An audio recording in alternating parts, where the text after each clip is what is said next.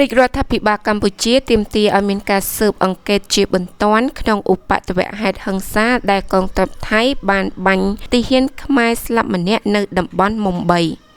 ក្រសួងការបរទេសនិងសហប្រតិបត្តិការអន្តរជាតិកម្ពុជាបានទាមទារឲ្យមានការស៊ើបអង្កេតជាបន្ទាន់និងម៉ត់ចត់ទៅលើឧបទ្ទវហេតុហិង្សាដែលបណ្ដាលឲ្យទាហានខ្មែរម្នាក់បានស្លាប់នៅតំបន់មុំបីស្ថិតនៅក្នុងទឹកដីខេត្តព្រះវិហាររបស់ប្រទេសកម្ពុជានេះបើយោងទៅតាមក្រសួងការបរទេសកម្ពុជាដែលបានផ្ញើកំណត់ទូតទៅកាន់ស្ថានទូតថៃប្រចាំទីក្រុងភ្នំពេញចុះកាលបរិច្ឆេទនៅថ្ងៃទី29ខែឧសភាឆ្នាំ2025ដែលបានលើកឡើងពាក់ព័ន្ធទៅនឹងអរិយភាពដោយអាវុធនៅព្រំដែនកម្ពុជាថៃក្រសួងការបរទេសបានបញ្ជាក់យ៉ាងច្បាស់ថានៅថ្ងៃទី28ខែឧសភាឆ្នាំ2025វេលាម៉ោង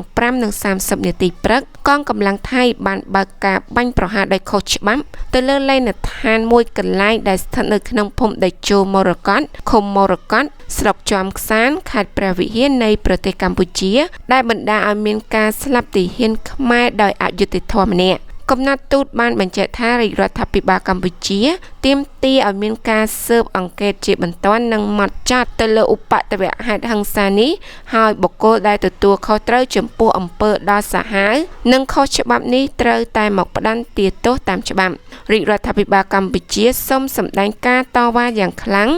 ប្រឆាំងនឹងការវាយប្រហារដោយអាវុធរបស់កងទ័ពថៃយ៉ាងអយុត្តិធម៌ដែលជាការរំលោភមកលើអធិបតេយ្យភាពនិងបូរណភាពទឹកដីរបស់ប្រទេសកម្ពុជានិងស្មារតីនៃមិត្តភាពនិងភាពជាអ្នកជិតខាងល្អដោយបានឆ្លុះបញ្ចាំងនៅក្នុងអនុសារណៈនៃការយោគយល់គ្នាឆ្នាំ2000រាជរដ្ឋាភិបាលកម្ពុជាបានគូសបញ្ជាក់ទៀតថាកងទ័ពព្រំដែនកម្ពុជាបានឈរជើងជាបន្តបន្ទាប់និងដោយសន្តិវិធីនៅទីតាំងនេះតាំងតែពីយូរយារណាស់មកហើយគឺតាំងពីមុនពេលចុះហត្ថលេខា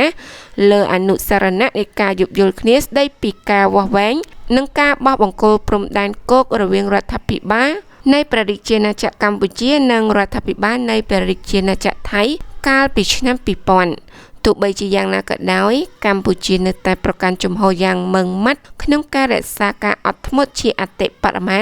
និងការដោះស្រាយបញ្ហានេះនិងបញ្ហាព្រំដែនទាំងអស់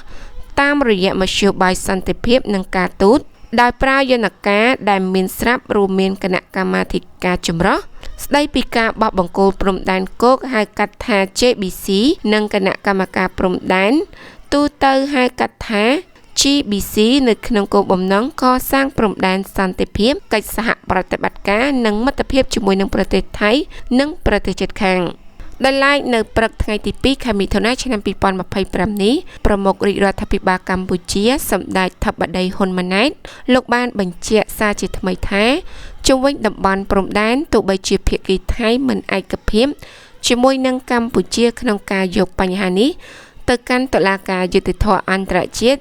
ICJ ក៏កម្ពុជានឹងប្តឹងទៅកាន់តុលាការយុត្តិធម៌អន្តរជាតិ ICJ ដែរដើម្បីបញ្ចប់និងពន្លត់ភ្លើងលើបញ្ហានេះនេះគឺជាការអះអាងសារជាថ្មីនាឱកាសសម្ដេចធិបតីលោកបានអញ្ជើញចូលរួមបើកកិច្ចប្រជុំគណៈកម្មាធិការសមាជរដ្ឋសភានិងព្រឹទ្ធសភាលើកទី1នៅព្រឹកថ្ងៃទី2ខែមិថុនាឆ្នាំ2025សម្ដេចធិបតីហ៊ុនម៉ាណែតលោកមានប្រសាសន៍ថាទោះបីជារាជរដ្ឋាភិបាលទាំងពីរគឺកម្ពុជាថៃបានខិតខំទប់ស្កាត់មិនឲ្យឆេះคล้ายទៅជាចំនួននៅរក្សាស្ថានភាពទំនាក់ទំនងនៅព្រំដែនល្អក៏ដោយក៏កម្ដៅនៅតែមិនទាន់ថយចុះនៅឡើយប៉ុន្តែផ្ទុយទៅវិញកម្លាំងជ្រុលនិយមរបស់ថៃនៅតែបន្តដុតកម្ដៅជាប្រចាំក្នុងន័យនេះដើម្បីបញ្ចប់ភាពស្រពេចស្រពិលសម្ដេចបានសង្កត់ធ្ងន់ថាកម្ពុជាសូមបញ្ជាក់ថាទោះបីជាភាគីថៃមិនឯកភាពជាមួយយើងក្នុងការយកបញ្ហានេះទៅកាន់តុលាការយុត្តិធម៌អន្តរជាតិ ICJ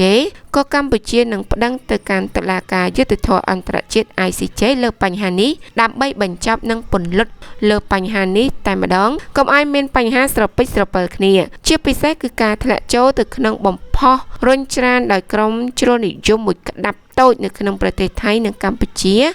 ដែលអាចឈានដល់ការផ្ទុះអាវុធនិងការប្រជុំមុខដាក់គ្នាសម្ដេចធិបតី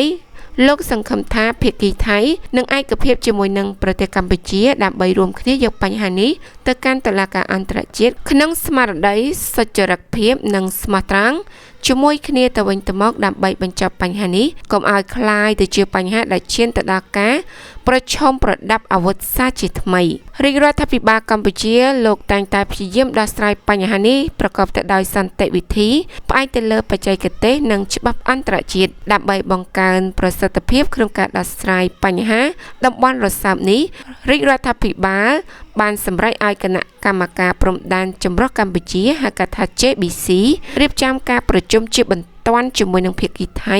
ដើម្បីដោះស្រាយបញ្ហាព្រំដែនបន្តការវាស់វែងខណ្ឌសីមានិងបោះបង្គោលព្រំដែនរវាងប្រទេសទាំងពីរសម្ដេចក៏បានប្រគល់ភារកិច្ចឲ្យគណៈកម្មការព្រំដែនចម្រុះដើម្បីត្រៀមដាក់ចូលកិច្ចប្រជុំរបៀបវិរៈសម្រាប់កិច្ចប្រជុំ JBC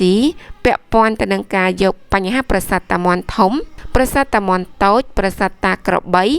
និងតំបន់មុំ3នេះដើម្បីទៅកាន់តុលាការយុត្តិធម៌អន្តរជាតិហៅកាត់ថា ICJ តែម្ដងដើម្បីពន្លត់បញ្ហានេះជិះជាងអង្គុយបកផ្សែងបើតាមនាយករដ្ឋមន្ត្រីកម្ពុជាប្រធានបទព្រំដែនត្រូវបានក្រុមជ្រុលនិយមមួយក្រុមតូចនៅប្រទេសកម្ពុជានិងប្រទេសថៃបានយកធ្វើជាប្រធានបទដើម្បីរុញច្រានឲ្យមានការកើនកម្ដៅរវាងប្រទេសទាំងពីរនិងប្រជាជនទាំងពីរបញ្ហានេះបានឈានដល់ការផ្ទុះអាវុធប្រយុទ្ធគ្នានៅតំបន់មុំ3ដោយសារតែការលបវាយឆ្មាក់របស់កងទ័ពថៃមកលើទីតាំងឈរជើងរបស់កងទ័ពកម្ពុជានៅក្នុងដែនអធិបតេយ្យភាពរបស់កម្ពុជាដែលបណ្ដាលឲ្យទាហានខ្មែរមួយរូបបានស្លាប់បាត់បង់ជីវិត